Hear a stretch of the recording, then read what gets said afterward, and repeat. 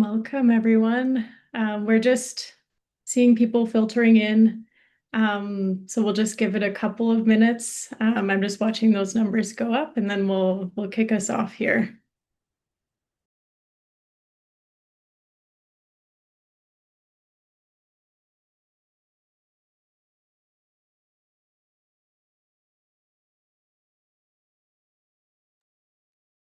All right.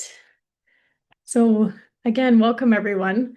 My name is Alexis Lemma, and I'm very grateful for the opportunity to offer a humble, brief land acknowledgement before we begin our webinar today. So today I'm calling in from Treaty 6 territory and the North Saskatchewan River territory of the Otipemisiwak Métis government. These lands have been stewarded since time immemorial by the Nehio, Denisilene, Nakota Sioux, Anishinaabe, Nutsutipi, Inuit, Métis, and others, many others whose histories, languages, and cultures are integral to our community. More specifically, the University of Alberta currently occupies the stolen lands of the Garnu Métis River Lot and the Papachase Cree. As we gather today to discuss assessments about climate change, a global crisis with intergenerational impacts, I want to acknowledge the deep and ongoing role that colonialism plays in driving this crisis. Extractive systems imposed by colonialization have caused lasting harm to people, animals, waters, and lands around the world. At the same time, Indigenous voices have been systematically excluded from decision-making spaces, including many climate and scientific assessments, despite Indigenous peoples holding knowledge that has sustained ecosystems for millennia and tirelessly advocating for sustainable climate action. Indigenous peoples are the original stewards of these lands, and their knowledges and perspectives carry solutions and pathways for resilience that are urgently needed. Moving forward, my commitment is to act and not only acknowledge. To me, this includes listening with care, reflecting on my responsibilities, continuing to learn, and using my position to help create space where Indigenous perspectives meaningfully shape climate research, policy, and assessment. I also commit to knowing and implementing the 94 calls to action as created by Canada's Truth and Reconciliation Commission and upholding the rights of Indigenous peoples as outlined in the United Nations Declaration of the Rights of Indigenous Peoples. I'm very grateful to be here with you today, and I feel hopeful knowing that your voices, expertise, and leadership are contributing to this important work within the IPCC Special Report on Cities. Thank you very much for your time, and I'm happy to pass it off to Dr. Graham Reed from the Assembly of First Nations for some opening words. Yeah, awesome. Miigwech, Alexis, and miigwech everyone for joining us at this very important information session on how to get engaged as an expert review. It's an honor to co-host this as a representative of the Assembly of First Nations. The Assembly of First Nations, as you know, is one of three national Indigenous organizations within Canada.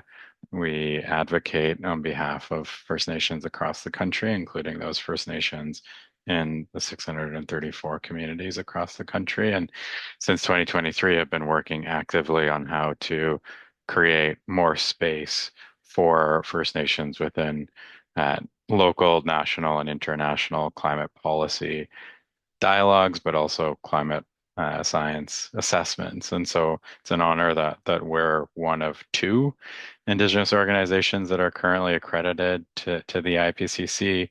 The other is the Inuit Circumpolar Council, which for us just offers another way in which we create more ethical space for the engagement of First Nations knowledge systems within the IPCC. And ultimately, how do we support First Nations in getting more actively involved, including in assessments like the special report on cities, as well as the work moving forward on the three working groups. And so for me, it's an honor to hold this space with all of you. We have a fairly packed agenda, and so I'm excited just to start walking you through what that agenda will look like, and really building on the successful event that we held back in April about supporting and encouraging Indigenous scholars in getting involved within the IPCC and continuing that trajectory into also the different ways in which Indigenous scholars can participate in the assessment process. So it's a real honor that I'm joined by Sherry Lee Harper, who, as you know, is Vice Chair of Working Group 2, Deborah McGregor, who's the Canadian Excellent Research Chair at the University of Calgary, and Shireen Alwater, who is the Scientific Officer of Working Group 2 at the IPCC. And so what we'll do today, we'll hear an overview presentation from Sherry Lee on how to, first, what is an assessment, how to be tangibly an expert reviewer and why. We'll then follow that with a short panel discussion about just different experiences and why that's helpful to support the overall rigor of the process itself. And then, of course, at the end, open a questions and answer section so that all of you can ask your questions of how to practically get involved, whether it's for this specific opportunity presented within the special report on cities, or how do we also think about getting involved in the next iteration within the upcoming 3 working groups? So really exciting. And also for those who, maybe here and only listening partially because it's not a great time, we have another session this afternoon, Eastern time, where we'll go through a very similar exercise in the presentation. I should also just note, as Alexa shared, so my name is Graham Reed, Anin Bojo, Graham Reed Nishikaz, Audononjiba Anishinaabe and Dao, and I'm joining from unceded, unsurrounded Algonquin Anishinaabe at Key, what's currently known as Ottawa, and as shared, have been working for the Assembly of First Nations for almost 10 years now, and so really excited to have this discussion with all of you. So with that, maybe I'll turn it over to you, Sherry Lee, just to provide a bit of an overview of what we're doing here and also the expert review process. So, Miigwech. Thank you so much, and good morning, good afternoon, good evening to all of you. Thank you so much for joining us today. My name is Sherry Lee Harper. I'm joining you today from Edmonton, Alberta, Canada, the University of Alberta, which is on Treaty 6 territory. I'm a non-Indigenous person, but I'm really excited to be here today to try and encourage all of you to be reviewers for the city's special report. So I'm going to try and share my screen. As Graham had mentioned, what I'd like to do is just provide a quick overview of the IPCC, the city's special report, and the sort of like logistical pieces on how to be an expert reviewer. So first of all, what is the IPCC? Well, the official mandate is to assess the scientific, technical, and socioeconomic information that's relevant to climate change and to provide that to decision makers from the local scale to the international scale. And of course, if we're talking about climate change and understanding climate change, understanding how to respond to climate change and govern climate change, Indigenous knowledge systems are really key to this. And the IPCC has this long history of informing decision-making, especially in the international arena. So if you take the 2 last report cycles, the 5th assessment report, it provided information that was useful for decision makers that helped inform the Paris Agreement in 2015. And the 6th assessment report cycle informed the first global stocktake at COP 2028.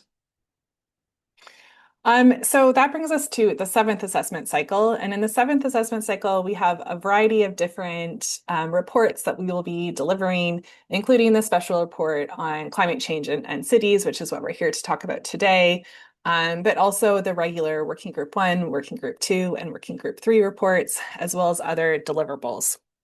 Today, of course, we're talking about the special report on climate change in cities.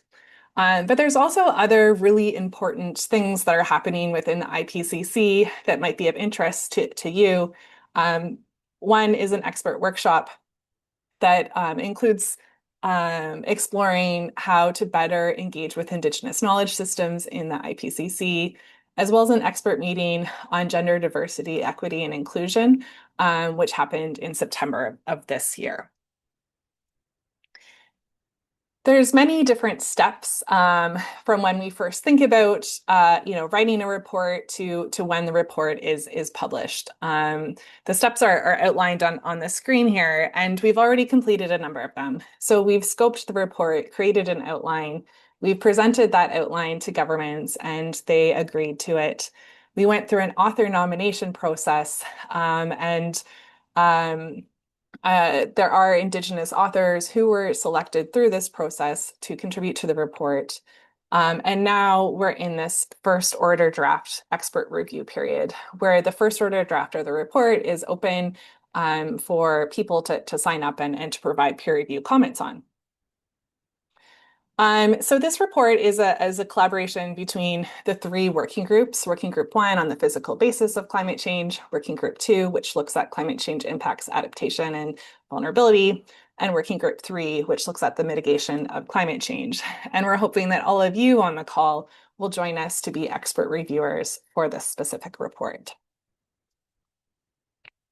So a little bit about the special report on climate change and cities. There are 5 different chapters. Chapter 1 is titled Cities in the Context of Climate Change, Framing of the Report. Chapter 2 looks at cities in a changing climate, really focusing in on trends, challenges, and opportunities. Chapter 3 is focused on actions and solutions to reduce urban risks and emissions. And then Chapter 4 looks at how to facilitate and accelerate that change. And Chapter 5 looks at solutions by city types and regions, providing case study examples. But what I would like to highlight is across all of these chapters, Indigenous knowledge systems and Indigenous content is really critical. So it doesn't matter which chapter you're at, I think, or which chapter you're looking at. I think that Indigenous knowledges and Indigenous content is really important. So if you're interested in being a reviewer, you could sign up for one or all of these chapters and look for Indigenous content. So there's a few different ways to get involved in this special report. The first is to contribute literature. If you are a researcher at a university, that includes publishing papers in the peer-reviewed literature. If you're doing work elsewhere, that might include contributing grey literature or other ways of contributing to the knowledge base. You can also be involved by being an author or a review editor. That period has closed, and authors have been selected and review editors have also been selected, but there's an opportunity right now to sign up as an expert reviewer to review the drafts. So why would you spend your time being an IPCC reviewer? First, peer review is really, really key to the IPCC process. Providing comments on what's working or what's not working or what's missing or what is really good and you want to see stay there is really important for the report process. The IPCC process, review process, is incredibly rigorous and transparent. For every report, there are tens of thousands of comments that get submitted by peer reviewers, submitted to the authors to respond to. And the authors are responsible to respond to every single peer review comment that's submitted. And every single peer review comment that is submitted and every peer review comment that is answered or responded to by the authors is publicly available. So it's a really transparent review process. I also have to say that the review comments really do shape the reports. My experience as a lead author on 2 reports in the last cycle was that the peer review comments can really substantially change the content of chapters. It can help identify gaps that exist that maybe the authors didn't see. It can help bolster certain sections, or it can make sure that really important sections stay and aren't removed from the report. It's also an opportunity to gain experience in the IPCC process if you're interested. That doesn't require a massive time commitment, whereas as a lead author requires a lot more of a time commitment. Being a reviewer is a really important part of the IPCC process and helps shape the report, but is a less of a time commitment. I also want to emphasize that you don't have to review the entire report. Sometimes people think that if they sign up to be a peer reviewer and they're sent the entire report, that they have to read every single word in the report, but they don't have to. You can review the whole report if you want. You can review a specific chapter if you want. You could review one section in one chapter if you want. You can review one topic across all the chapters if you want. You can review as much or as little of the report as you like. And your contribution is recognized in the final report. So your name and your affiliation are listed when the report is published. And it looks like this. So this is an example from the 6th assessment cycle. All of the peer reviewers who provided their comments are listed by country like this. And all of the comments and all of the author's responses, like I had mentioned, are also publicly available. So this is, again, what it looks like from a past report. You can click on the document to actually see the peer review comments and how the authors responded to every single comment. So how do you become a reviewer? There's two different ways to review. You can review as an individual. So if you're an individual and you would like to sign up to be a reviewer, you can sign up to be a reviewer. We'll put in the chat the link to where you can sign up to be an individual reviewer. So that's where you submit your name and you get the report, you review the report as an individual, you submit your comments as an individual. The second way that you can participate as a reviewer is you can review as a group. So if there's a group of you who would like to do the peer review process together, you can submit your group and all the names of the people in your group to the IPCC. You'll gain access to the report. You do the group review, you compile all of your comments together and submit your comments. That is also submitted to the authors.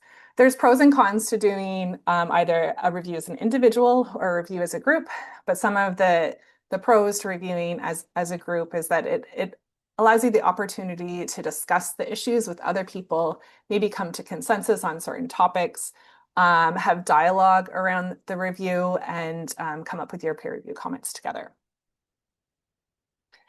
So some really important dates. You have until November 30th to sign up to register to be a reviewer.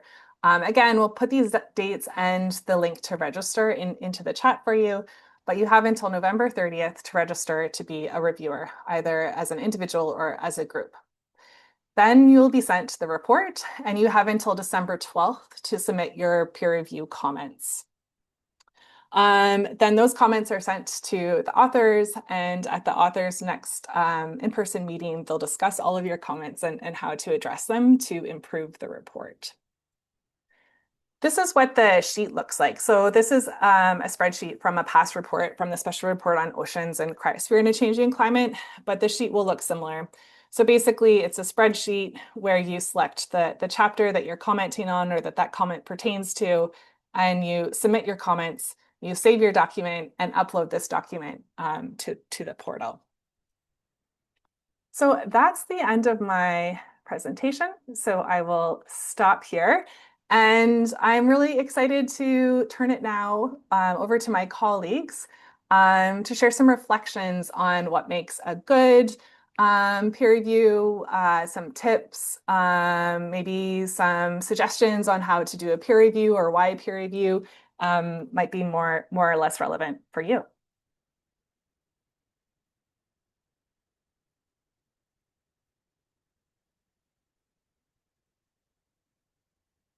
So I'll just invite my colleagues to come into the webinar. Wonderful. Thanks so much. I think Shireen's still coming. While we wait for Shireen to pop in, why don't we do some introductions? So Dr. Graham Reed already introduced himself. Dr. Deborah McGregor, do you want to introduce yourself? Yes, I'm happy to sort of see folks. And yeah, so good morning, afternoon, or evening, very early, either one of those for some of you. So, but thank you for joining us. So I am Deborah McGregor. Right now, I am in Toronto. Have a lot of travel coming up, so I'm in the center of the universe in Canada, and um, I am a Canada Excellence Research Chair in Indigenous Planetary Wellbeing at the University of Calgary. Some of my assessment background is contributing report for the assessment report number 6, contributing author, sorry, and then working with Graham on Canada's standalone Indigenous Resilience Assessment report. Recently, a continental one, Canada, US, Mexico on biodiversity and climate change. And now as a lead author on the cities and climate change report. So I will be, yeah, reflecting on those as well in terms of hopefully getting helpful and specific comments from folks who may be sitting in this webinar. Miigwech. Amazing, thank you. And Shireen, could you introduce yourself? Yes, thank you very much for having me here. My name is Shireen Al-Wattar, and I am the Science Network Officer of the Working Group 2 Technical Support Unit of the IPCC. My role is a new role this cycle. It's really created by the co-chairs of Working Group 2, and the main purpose of this role is to try and make the report of the IPCC in the cycle more accessible, relatable to the stakeholders and to the people that are wider than just the authors that write the report, because in the end we acknowledge that the report target is not only the governments or the experts that write the report, but the wider people that are affected by climate change. And by such, I am involved in a lot of effort in trying to make this report closer to the stakeholders, and this is one of these efforts. So I'm happy to be here to answer all questions and to be part of this discussion. Thank you.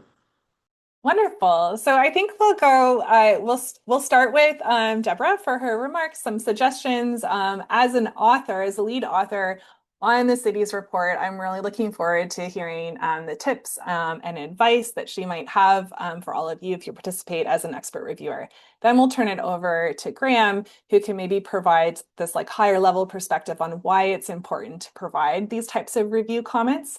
And then we'll turn it over to Shireen to provide an IPCC TSU perspective on the review process and the group review function in particular. So Dr. McGregor, over to you. Thank you. So there's lots to say, and we were provided with some good prompts.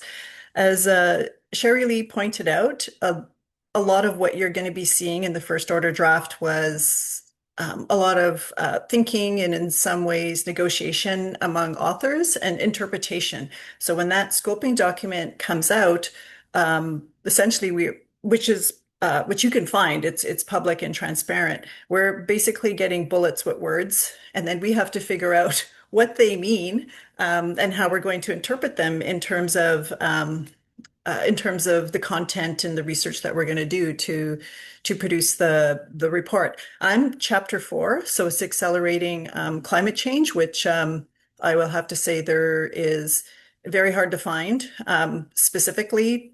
Like, how do you accelerate what we already kind of know in a good way? So that was one of the first challenges. And I think as an author, what I would want to know from reviewers is how we interpreted that, the research that we did. Does that reflect the situation that you know of in terms of cities and climate change, particularly for Indigenous peoples or even informal settlements? Because in some places they're kind of together. The literature. So I found one of the challenges in the research is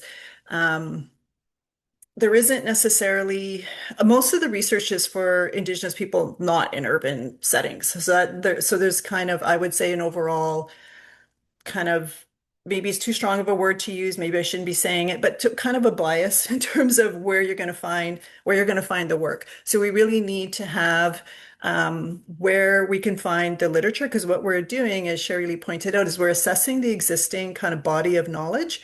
And right now, we do focus on the scientific literature, but we also can use the gray literature. I myself have relied on that quite a bit. If I'm trying to present actually Indigenous perspective, that's kind of where I'm going. Those kind of examples and giving us that kind of very specific information and references in a review comment is really helpful. It's easier to find research on people doing research on Indigenous people, but it's not necessarily always providing an Indigenous perspective and experience, particularly among even within Indigenous communities or even informal settlements.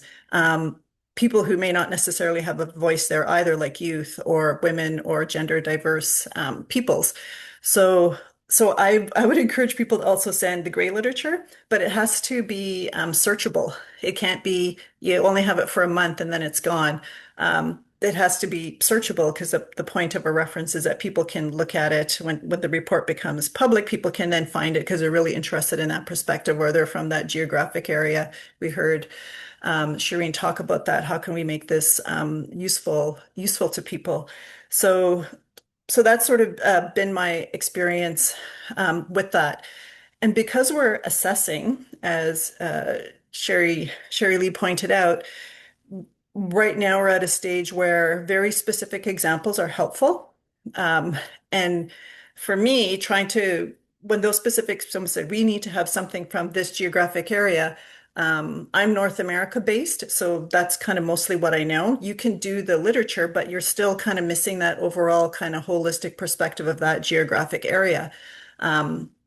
So you're trying to fill that gap, but it would be really helpful to have reviewers who can help fill in the gap in terms of very specific examples of where Indigenous peoples have been involved in urban climate action. So, I mean, there's a lot more to say, but we can have a discussion about this later. But I think some of the particular challenges as an author, even internally, is still trying to convey that Indigenous peoples are legitimate actors and credible actors in urban climate action is still a challenge. I suspect some of that may be challenged by peer reviewers, so we'll need good evidence, which is in order to be able to assess that, which is anything that kind of supports whatever statements we are making is very helpful, particularly if we're showing a more global and geographic focus in terms of the literature that we're citing. The other part of it is the legitimacy still of Indigenous knowledge. I'm still being asked that, like, why is that important? How does that play out in this? So those kind of examples are going to be really helpful. In this report, there is a cross-chapter box on Indigenous knowledge and Indigenous peoples and also local knowledge. So hopefully, I think that's if you don't have a lot of time, like literally you're going to sign up for this and you don't have a lot of time, look at the cross-chapter box and provide when we decided to do that, the other thing is we have word limits, so we can only do so much with the information that's given to us, even though we have to respond to every comment. We kept it specifically, and Carol's not here, she'll be in the afternoon session, really kept within the word limit because we really needed to have good peer review comments. We're counting on that. And so we're really hoping to get good information, good references, including from the gray literature. We were also told we could use oral. I have no idea how that's supposed to work in this process because in Indigenous communities or working with Indigenous communities, there's a lot of consent and ethics around how you would go about that. And the timeline is such that it's very difficult to produce that kind of knowledge that can contribute to the report. But maybe you know of some that might be really helpful to us and might be showing up as a report. Maybe Shireen could probably answer this, or maybe it's a transcript, but it needs to be citable. We need to be able to point to it in the work that we're doing. So I think, and I'll finish here because there's a lot more to say and I want to hear from others is, I think a big part of it is going to be trying to make sure we have a geographic focus. There are some areas, like I knew that there were areas that we needed to focus on and trying to find the research on my own. Maybe my system is set up as an algorithm for my North American bias. So maybe it doesn't look so much at other places that I really need to know more about. So I think that would be helpful to make sure that we are not, that we're not missing people and their perspectives in this assessment report in terms of a geographic focus or what I'm just going to say, probably inappropriately, perspectives focus, youth, and women or gender diverse peoples, like really trying to make sure that we're bringing in those kind of perspectives as credible and legitimate climate actors in an urban context. So I will stop there because I'm sure there'll be lots of questions and answers, or sorry, questions, and hopefully we have answers to them. And then we'll hear from some of the others. Hopefully that's helpful. Amazing. Thank you so much. That was great. And yes, there will be a Q&A session. So I'd like to encourage all of you, as you hear any of the speakers present, please click on the Q&A button at the bottom of your screen and enter your questions, and we will take those. So please start entering your questions, any questions that you have in there. With that, we'll turn it over to Dr. Reid. Yeah, miigwech and miigwech to you, Deb. I think that was really, really insightful. And I guess my like first overarching reflection is there are limits on the capacity and expertise of every author team. And that's just the nature of the size and the specific expertise. And as Deb shared, also the interpretation of the guidance. And so really the review process is an opportunity to ensure that those who may not have been selected for the specific writing have appropriate time and space to contribute to the assessment itself and ultimately increase the rigor and I think just effectiveness of what is being produced by the author team. And so I think a lot of the comments that I was going to share align very closely to Deb. I think having any eyes on the content is better, and we know that in particular Indigenous scholars from the global majority, scholars from structurally oppressed groups are underrepresented within the overall author composition of different working groups, different special reports. And so this is a really like a gateway opportunity into ensuring that those contributions are reflected and those contributions are actually given to the author team to deal with and to attempt to reconcile.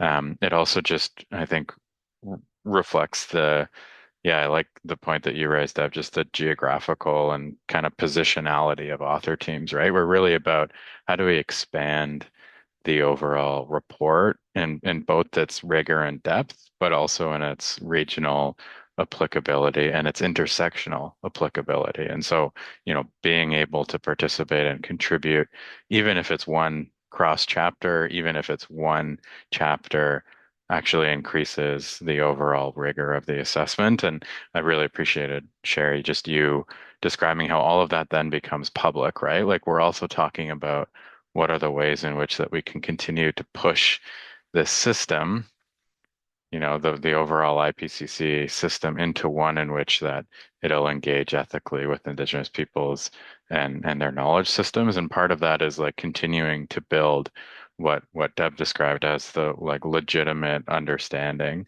of Indigenous peoples and their knowledge systems and the contribution that those knowledge systems bring to global assessments like this, both with respect to specific topics, but also the higher level epistemological ontological leanings of those specific author teams and their productions. And so my hope is that folks get involved. Like we know that it's a fairly tight timeline, but also the getting the involvement is also about raising the profile of the types of people that are willing to contribute. And then how do we use those different opportunities that Sherry described about, increasing the presence of Indigenous peoples and scholars to ultimately inform the ongoing transformation and improvement of the system itself. I also think it's really helpful in what Deb shared about providing those specific examples. Like humans are limited with the ability to map out the entirety of what's happening at a global scale and the applicability of what's happening to specific chapters. And so the review also, I think, pushes authors to engage with content that may be outside of their disciplinary focus. And just like a short plug, last week or the week before, I don't remember, at COP, we released like an international report on Indigenous people's contributions to climate action, and we basically reviewed like 700 different case stories across the world, across the 7 UN sociocultural regions of tangible examples of Indigenous peoples leading climate action. And while that's not always necessarily represented in the peer review literature, it is present and accessible if you know where to look. And so really, I wonder if we can think about reviewers then as a wayfinding exercise that enables and strengthens authors in actually engaging with content that they may, not for any nefarious reason, but may not have access to. And I should also add like linguistic considerations too, right? Like we know that the IPCC is heavily dominated by English, and like what are the ways in which that we are better representing the entirety of the globe and the knowledge basis that we have to solve these intersecting crises. And in this specific context, how do we consider it within urban centers? Um, and I think maybe just the final comment that I'll share, and I know Shireen is going to elaborate on this. The IPCC has a difficult time engaging with other sources of knowledge and other mechanisms of knowledge transmission. And so, for instance, if we were to envision the role of group review as a mechanism to bring into conversation the oral and written word, what are the ways in which that we can better position knowledge holders and their reflections in the overall content? And so I'm excited maybe to turn it back to you, Sherry, to introduce Shireen about like how can we envision other ways of review that are all ultimately intended about strengthening the overall rigor and effectiveness of the content within these reports. Yeah, amazing. Thank you so much. That was great, Graham. Very, very, very helpful.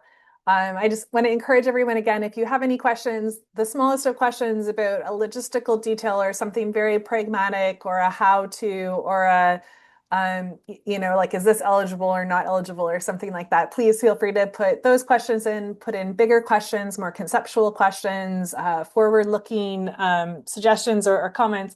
All of those are welcome. So please do pop your questions in the Q&A box.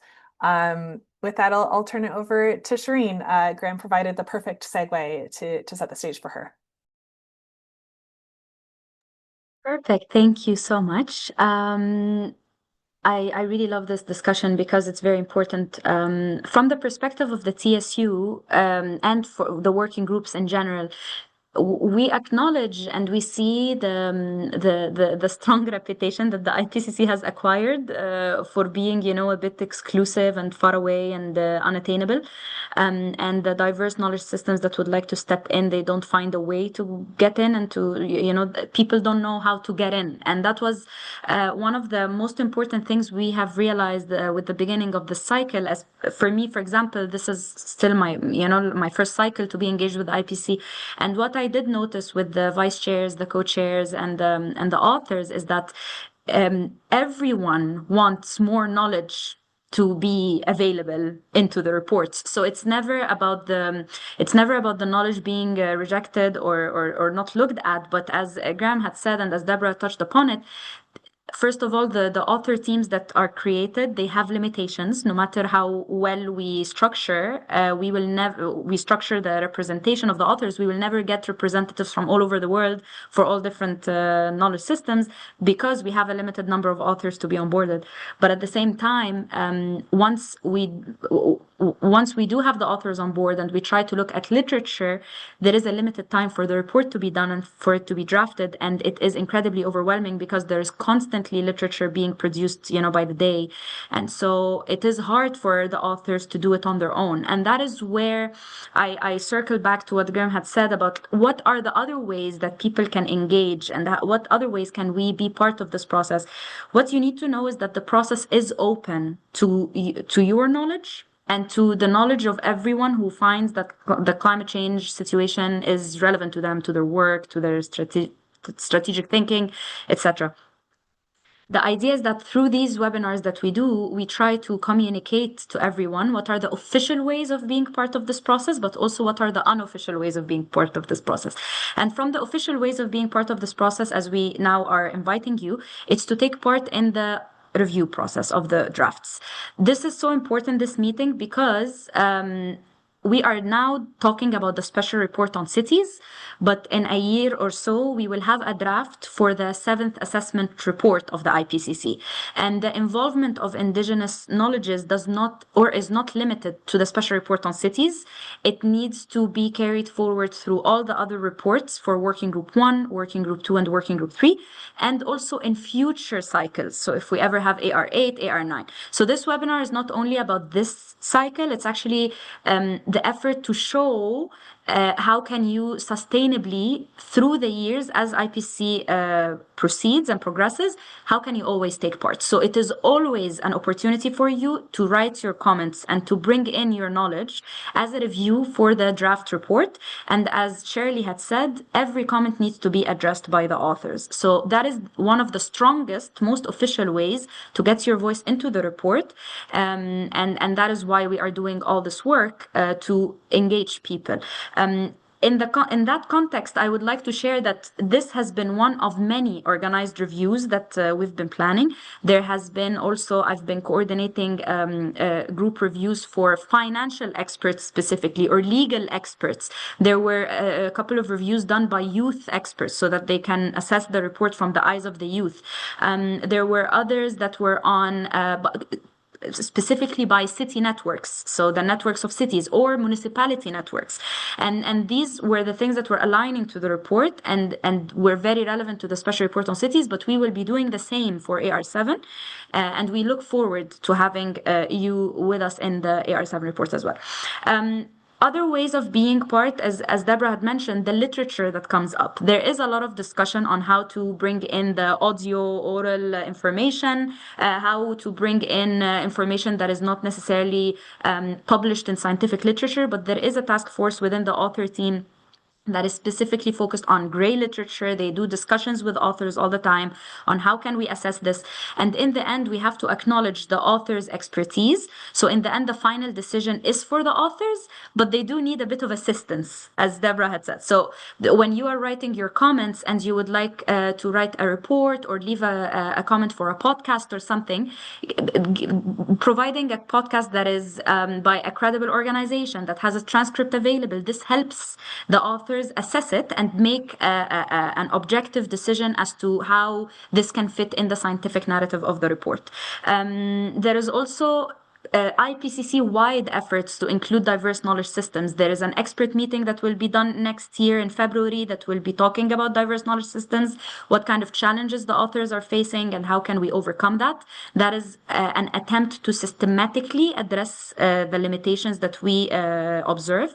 But also informally, the way you can engage is through the network itself. So your connections with the authors is a very important connection that you can reach out to them directly and let them know of the publications, of the meetings that are going to be important. A lot of authors of the IPC get invited to thematic specific meetings so that they could carry forward the discussions and the results and everything that comes out of these discussions into the report. So I know that this sounds just like utopian, wow, everything is perfect, but that is not my intent. What I'm trying to say is that we do acknowledge the limitation that is there, and everything we're doing in this cycle and putting a lot of attention to the involvement of the indigenous peoples and other knowledge systems as well is to mitigate this challenge. And maybe very briefly before I head over to Shirley is just to say that from the TSU perspective as well, what we care about is for you, when you write your comments, to be specific.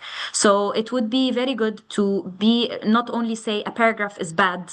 It would be nice to propose a different way for the sentence to be said. If there is a term for you that you read in the report and you don't understand what it means, and you were not able to trace any introduction to this topic before, don't think that this is because you are not an expert. Actually, it's very important that you need to leave a comment and say, I do not know what this is. There was no lead up to this, because that addresses a very important component of the report called traceability. So any concept that is published in the report needs to have been mentioned and identified at some point. So if you feel something is not clear, please flag that to us. And also it's important to know what terms are relevant and understood by which groups, because science, the scientists are also in groups in a way. And finally, in terms of the confidence language and the likelihood language, these are very popular language styles that the IPCC is known for. And I have to say, it sometimes is difficult for people outside of this environment to feel like they understand. And that is why there is a guidance book available online that you can check. But also, I would encourage you to reach out to authors in the IPCC who are more than willing to support and maybe have discussions with you on how you can go through this. Because it is very important when you're reading the report to understand. If you understand what the confidence and likelihood language is, you can address, okay, this is not really enough of a fact, or this needs to be questioned more. That your ability to critically look at the report will be 100 times more efficient. And I hope that is sufficient for now, but also we have the questions and answers. So over to you, Shirley. Thank you. Wonderful, great, thank you. So before I turn it back over to Shireen to facilitate the Q&A, I just wanted to highlight two additional points. So two additional points, and then we'll turn it over to the Q&A, which Shireen will facilitate. One comment that I wanted to make is that it's really helpful to comment on things that you like. As Deb had mentioned, this space is very, very limited. We're limited on the amount of space we can cover. And when you're trying to, usually comments are, include more of this, include more of that. And I hope there'll also be calls to include more Indigenous knowledge, for example. And so then there's negotiations that happen among the authors and discussions about how to balance that. So what to give space to, what not to give space to, what to shorten, what to lengthen, and so on. So it's also really helpful to comment on the things that you liked. That way, Deborah, as a lead author, can go into those discussions and say, the experts also really appreciated this content. It's really important to keep this. It's really important to expand on this. So if you think that a section is really good, it's really helpful to actually say that and to leave a comment. Sometimes, especially if you're in academia, there's this tendency to only critique what's there and say what's wrong with what's there. But in this case, I can say from personal experience, the comments that also talked about what was really good and what was really appreciated was really, really helpful in ensuring the integrity of that section. The other thing I wanted to share is that your comments matter. The peer review really matters. After each peer review cycle or round in the process, the report really transforms. It continues to evolve and improve. And so one example from the last cycle, the Inuit Circumpolar Council provided peer review comments. They had a couple of topics that were really important to them, and they focused on those topics. And their comments made a huge difference. And so, some of the things that are applauded as a success from an Indigenous standpoint in AR6 were because of the comments that the Inuit Circumpolar Council made. I can confidently say that. And so that the comments here really, really do matter. So your voices, your perspectives, your knowledge systems matter. So yeah, Deb, I see your hand up. How about we turn it over to you, and then we can turn it over to Shireen to facilitate the Q&A. So Dr. McGregor, over to you. Yeah, sorry. There was just a couple other things that came to mind when Shireen was talking about the group reviews.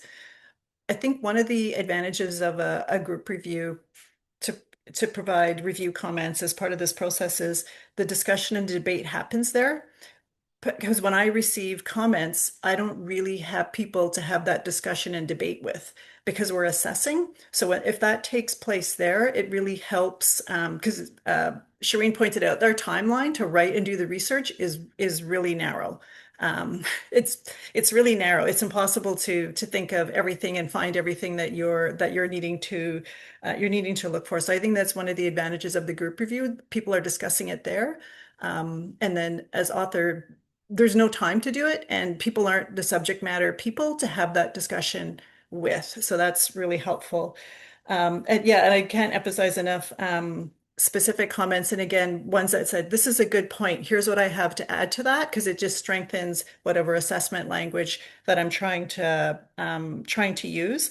Because I've gone down the rabbit hole with limited time because someone said, you need to look at this something I heard about somewhere at a conference, and I'm trying to find it when I probably should be focusing on what I need to focus on for the writing and the really limited time frame that we have. So that's all I wanted to say is having this review process and having those discussions is really important because we have a week as authors when we meet. It's impossible to do it, and then afterwards it's hard to do it, and then you have a really short timeline to address the comments and produce I guess it would be the second order draft. Thank you. Wonderful. Okay, Shireen, guide us through the Q&A. Over to you. Perfect. So I see we have a few questions in the chat. We have the first question from Amit Tangshu, a lecturer at IHE Delft Institute, and he or they were curious how indigenous knowledges will be interpreted from the majority world, especially South Asia, where marginalized groups in urban informal settlements do not have formal claims to indigeneity, such as Dalit, fisher folk, and farmers. So who would like to address this question? Amit Tangshu, did you have someone specific you wanted to direct this question for, or?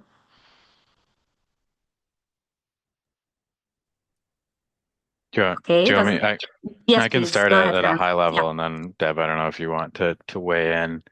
I mean, I think this is an excellent question, and I think like my higher level reflection is that the IPCC is very ill-equipped to engage ethically with knowledge systems writ large. Like deterministic, positivistic knowledge systems, they're not really well equipped. But, our intention through this session and through the session that we've hosted in April is really to continue building the ability of members of author teams to engage with those sources of knowledge ethically. And so in the absence of that, we effectively need to consider Indigenous knowledge and Indigenous people and knowledge carriers and scholars as intertwined, largely because part of the main challenge that I think we've experienced is that non-Indigenous peoples or non-localized folks are attempting to interpret knowledge systems that they actually don't understand. And so, I think part of this is really how do we continue to position Indigenous peoples and their knowledge carriers in roles of authority within assessments more broadly, because that's the way in which that we have more space. The question that you've said also just reminds me of some research that the Knowledge Justice Collective, Dr. Pasang Sherpa and Dr. Todish Chakraborty are doing right now, not only about like surveying the references to Indigenous peoples and Indigenous knowledges within IPCC reports generally, but also where do those references come from? And to Deb's point, the majority of those references often come from English speaking areas and often from Indigenous scholars or knowledge holders from the kind of Kansas region. So that's Canada, Australia, New Zealand, and the US. And so how do we continue to create additional engagement for, Indigenous knowledge holders from around the world to contribute and appropriately be represented? The final point that I'll share is, I think we continue to navigate as a global movement how to characterize Indigenous peoples, Indigenous knowledge, and indigeneity. And I think it's really helpful just to say that, state recognition is not a prerequisite to indigeneity. And like there was a really helpful report recently produced by the Special Rapporteur on the rights of Indigenous peoples that talks a little bit more about like what are the specific circumstances of Indigenous peoples within Asia and Africa, and how do we appropriately represent that within the global movement, and what are the considerations. And so, these are conversations that are live, we're engaging in, and how do we continue to do that? And ultimately, what are the ways to everybody's point here that, your specific expertise as a reviewer can continue pushing the organization and the consideration within the chapters itself. So I'll stop there, Miigwech. Thank you very much. Amitangshu, was this, if you have any follow-up questions, please feel free to write them in the chat. Can I just add to that? Yes, please, Great. Deborah, go ahead. Yeah, so Graham pointed out a couple of things. So what I've that are really important, that overall sort of landscape of what it looks like. So sometimes you do see, and it's a challenge to assess when you're looking at the literature that's produced by Indigenous communities. So it's really different around the world. So in North America, we generally don't put Indigenous and local knowledge and communities together like that. You just won't find really that kind of literature, but you do a lot in other parts of the world. So thinking about it in the way that was presented in this question, I think sometimes I think we're kind of able to do it because we do recognize that because it was pointed out that people just said, well, we're not recognized as being Indigenous, but we're in this particular situation. So that's something that is being talked about. And there I would just say, just provide us with that kind of complexity, because I would want to say that. I think probably I did write a section, it didn't make it into the report, on urban complexity, because the fact is, from what I can tell, that situation is going to be happening more and more. People are moving into urban settings, and Indigenous peoples are in places that may not be necessarily their Indigenous territory, having to migrate for various reasons. So that situation does have to be dealt with.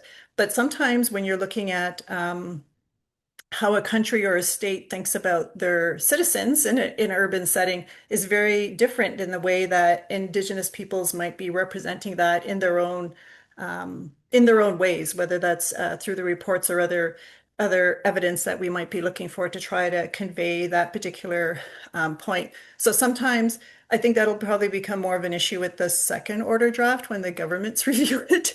But again, we have to make a very strong case. We have to have the evidence. We're not supposed to do that, but we have to have the evidence to say this is a reality that, and even if we're saying this is a reality that we're not that good at addressing right now, even saying that is important, and that we need to do better, and that helps some of that other work that Graham talked about. So sometimes we're dealing with that tension when we're trying to write and you're trying to represent, you're trying to say something that's a fact and a statement.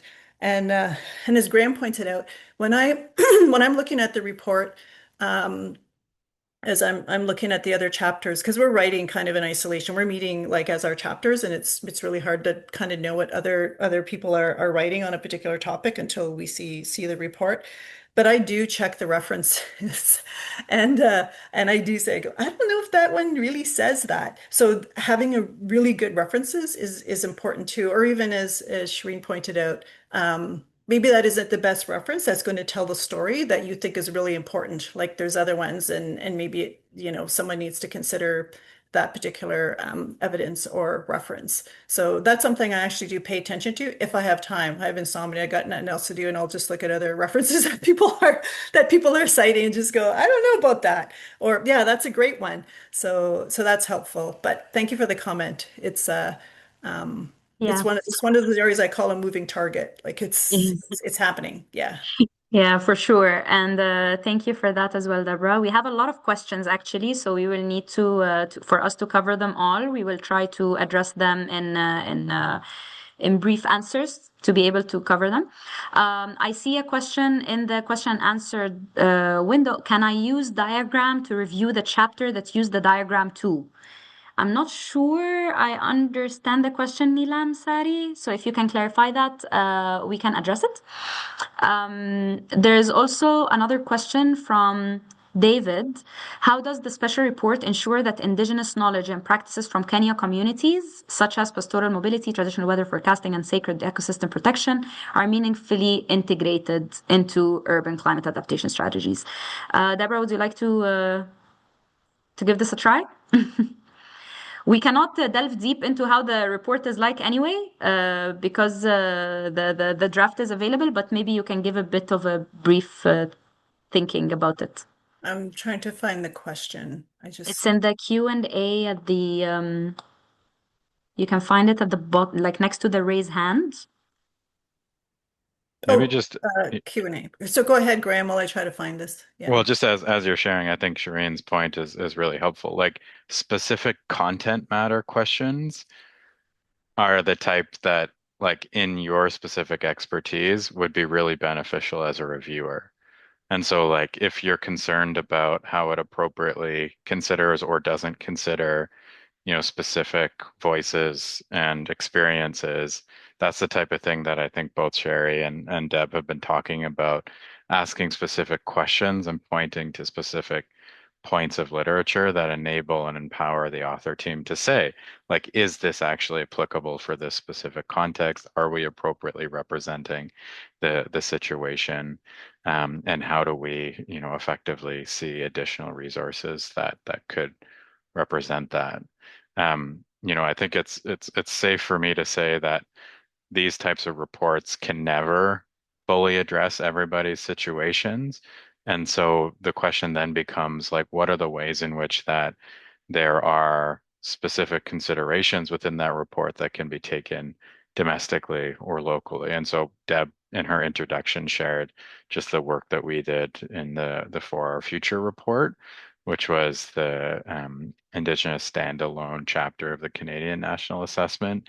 And our objective was very much to say, how do we create space for First Nations, Inuit, and Métis at a national level in a way that could not be appropriately represented at the international level.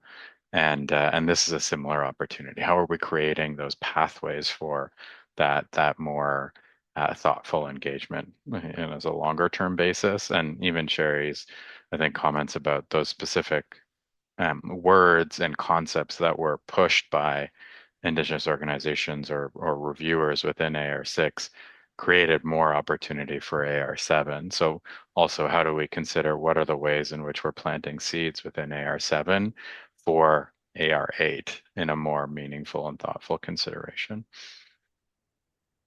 Thank you for that, Yeah. Graham. Deborah, would you like to draw from this? Yeah, I'll be quick. So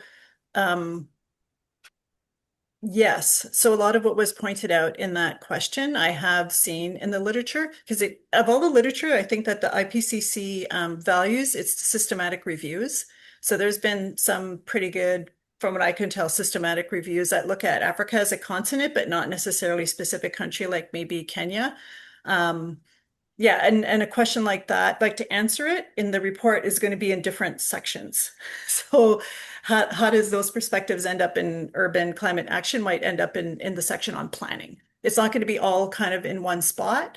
And then that particular systematic review will show up in different places, in the report. So yes, I've seen that, but the specific as you've talked about in that question may not be there. It'll just be, this is kind of what's happening, and then it's cited, just because you don't have the space to write a whole paragraph on what could be happening in Kenya specifically. Although sometimes you would say, point to a systematic review and someone wants a specific example, they'll say, for example, in Kenya, this is happening, and then we would have the evidence. So it's a good question, but there is a bias towards systematic reviews because they've looked at all kinds of stuff, and then you could say things with a certain degree of certainty. Yeah. Thank you very much, Deborah. And I'd like to also, I see a lot of very interesting questions in the chat and in the Q&A that are asking about specific topics, as Graham had said. So about, for example, how can we bring regenerative thinking by Indigenous people to the mainstream market ethically? This is a question. There's something about the carbon footprint and the urban climate risk in connection to the production and consumption. And these things, the place for them, I believe, is for you to check the report and maybe even to raise these questions as part of the comments. This would help, us think, or the authors to think about, okay, how could these questions be reflected in the report? But I do see a question asking about case studies and narratives, which I believe is interesting, specifically for the special report on cities. It says, "Hi, I am Shivangi, and I work on the Arctic Genomics project at the Arctic Institute of North America. From my experience, many Indigenous women play central roles in community-driven climate initiatives. Are there efforts to ensure their voices are included in the case studies or narratives?" My direct answer is it would be great if you can look at the Indigenous knowledge box in the report. I know I sound like a broken record now, and kind of write a comment if you feel like it is missing. But I would also like to check if Deborah would like to draw a bit about on the whole case studies and narratives of the report, if she would like, or Shirley. It could, the cross-chapter box for sure, but I think that's important and probably should be throughout the whole report. Like if it's in chapter 1, the strand of thinking should follow through every report. That's a lot of reading on your part and analysis to do. But I would also look at the environmental justice sections where specifically, I know in our chapter we did look at gender, but again, we had like 1,000 words or something like that. So there's other places to look for Indigenous, or I would encourage people to look at other topics other than just Indigenous, but when you don't have time, you type in Indigenous, it's going to show up. But this is also going to be addressed and has been addressed, but maybe not if you have specific examples in the gender environmental justice components. So hopefully that's helpful. But if you don't have time, look there to see if it's adequate for what you would like to. Great, thanks, Deborah. There's another question by Charishma Pereira that is specifically about the process of the review, and it speaks of, they're saying that they've started reviewing some chapters individually as an individual expert, but then they got invited, or there are discussions on maybe taking part in a group review, and asking if that means they would need to cancel their individual registration. No. Every expert registers as in the same platform. The group review is not a separate process. You can look at the report on your own, submit your own comments, and also take part in group reviews and submit comments again. Your name in the end will be in the database anyway. It is not going to be duplicated, so you don't need to do anything. Actually, I would encourage that if you already started writing comments in your own Excel, submit them, and then submit also whatever comments will come out of the group review. In the end, all of them will be assigned to you, not assigned, but referenced to your name, and that is fine. Yeah, and then looking finally, I think, at the questions and answers, I believe that we have answered most of it. I will assume the question on the diagram that was raised by Nilam Sari, if they meant that if they can review a chapter that has a diagram, if they can review the diagram itself, yes, you can review the diagram yourself. And you can review anything in the draft. So please feel free to look into it and to see if you find a diagram that is in that report and you imagine another kind of diagram you saw before in a research paper or somewhere in an article that you feel might have conveyed the message better, you can also include it in the comment. It could be used as an inspiration, because in each of the chapters, in the author chapter teams, they have a task force specific for the figures and diagrams. So I'm sure they will be very grateful for the inspiration. I believe we have covered all of the questions and we are on time. So Shirley, over to you. Yeah, maybe what I'll do is I'll turn it to each of the panelists to do like a final reflection.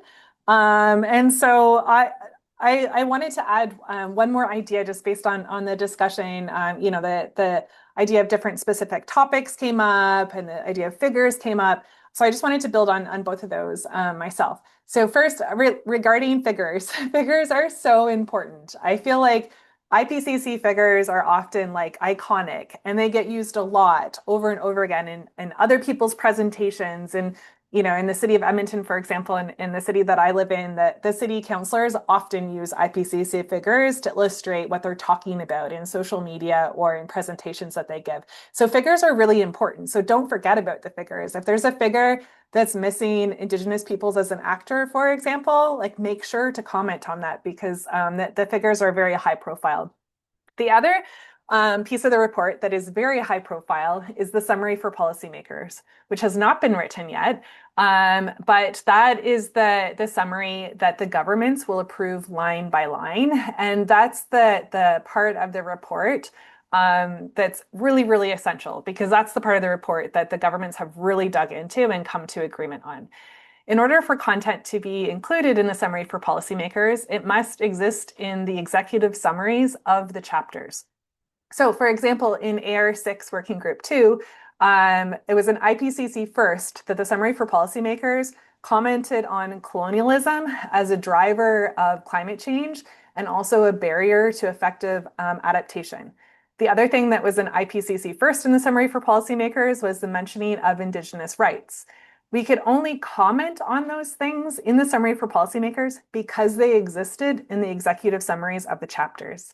So as you're doing the review, pay close attention to the executive summaries and ask yourself, the topics that you're raising in the comments on ethics or other things or specific topics that you focus on, see if they're in the executive summaries. If they're not in the executive summary, that might be a place that you comment on that you feel like it's an important topic and should be elevated to the executive summary of the chapter. So it is a candidate to be included in the summary for policymakers. With that, I think I'll turn it over to Deborah for some final reflection. Over to you. Yeah, thank you for the great questions that we got and the rest of the panel's comments. I think one of the just as I was reading the questions is one of the I'll just say constraints because it feels like a constraint because we're always reminding ourselves of this when we're in the author teams is we can't be policy prescriptive. We can only be policy relevant. So we can't make recommendations. Government should do this. The literature, you can point to literature that says that. But yeah, sometimes we can't address specific questions in some of the ways that we're in the Q&A box because we're supposed to be policy relevant, but not policy perspective. We're just supposed to present the science and the facts and assess that. So please don't be disappointed when we're not as.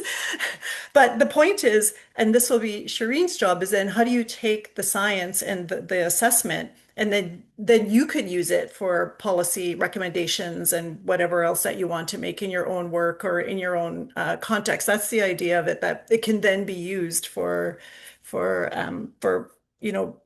to address climate change and climate action in whatever context that you happen to be in. I think that was all I kind of really wanted to talk about. We talked a lot about a lot of different ways of thinking about this. And I'm really looking forward to some of or I don't know, I'm saying that now, review comments, but I don't know what it's going to look like between the next meeting in about a month's time, and then when the second order draft is actually due. But hopefully we'll hear from you and get your voices and perspectives included somehow. You're muted. Oh, sorry. I was just saying thank you so much, Deborah. Over to you, Graham. Yeah, no, miigwech, and this was a really great session, so appreciate all of the thoughtful comments and reflections from everyone. Just maybe two closing thoughts, three. First is get involved. I think this is an important call to action for folks, and the IPCC would benefit from your expertise and knowledge, and especially asking those specific questions. But the two other points that I wanted to raise, one is, I think it's worthwhile saying that the IPCC is a political process. And so although we are talking about, academic rigor and the content and the contributions and ensuring that those are better reflected, like there is a strategy element to all of this. And so just as you're thinking about the contributions in the review, it's not only, to Sherry's point, like what you like, not only about what's missing, but also about like what are the seeds in which we can propel this conversation forward by asking those important questions. And so I would encourage you to do some thinking on, if it's not appropriately represented in this report, what would be required to have it represented better in the next phase and iteration, even AR8, for instance. And then just finally, one thing, and Shireen spoke about traceability. And, I think a lot of what we're talking about is how to create appropriate space for Indigenous peoples and their knowledge systems within the report. What I think is equally important is also asking questions about how reports adopt certain assumptions and what are the basis of the adoption of those specific assumptions. And so there was a question, and Shireen, you noted it, just about like regenerative economic thinking within mainstream thought. And what I think is often not talked about is just the ways in which authors, because of their experiences, their expertise, their training, adopt certain assumptions as truth. And I think the questions that we're asking here are not only about creating space for Indigenous peoples and their knowledge systems, but also about how do we create more engagement with other ways of thinking and doing, also just on a disciplinary basis. Like, not all climate scientists are at the forefront of economic debates on rationality or economic debates on growth. And so, sometimes I think it is worthwhile asking those questions. Sometimes they're not up to date on other sources of knowledge like social sciences. And so, how do we use the review also just to widen the disciplinary basis and to challenge some of the assumptions that are deeply interwoven into the process, only because of, knowledge as a subjective process and discipline as a subjective process. What you know and your positionality depends on how you were trained, where you were raised, what is the literature that, you're engaging with. And so how do we continue to widen that? And so I would encourage reviewers also to just think about those concepts as well, which for me are the foundation to then engaging with other sources of knowledge. Like, how do we open up appropriate layers of space for critique in a way that is thoughtful and in a way that is forward-looking, but ultimately that we can continue to challenge the supremacy of, specific thoughts and knowledge systems. And so maybe that's where I'll stop and then put it back to you, Sherry. Miigwech. Wonderful. Thank you so much, Graham. Very important points. Shireen, any closing thoughts or comments to share? Just that I'm very happy that this has happened. This webinar is incredibly important, and I really hope that the audience knows that this has been the output of a lot of effort and coordination that has spanned weeks. And I really look forward as well to how we try our best to navigate the limitations and trying to make it a bit better.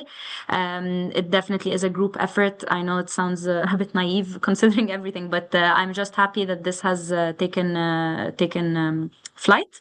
And if anyone requires any assistance of any kind, you can always reach out to any of us. And if it's specific to the review process, please reach out to me. I'm sure the host can provide you with my contact details if needed. And yes, thanks for inviting me to be part of this and for the really mind expansive discussions that are really important to be addressed at this moment. Thanks. Amazing. Thank you so much, everyone. Thanks so much to all of the panelists for sharing their advice. I know I learned a lot, so I really appreciated everything that you shared today. And thanks to all of you for joining today. We really appreciate your interest in the topic and your engagement in this session.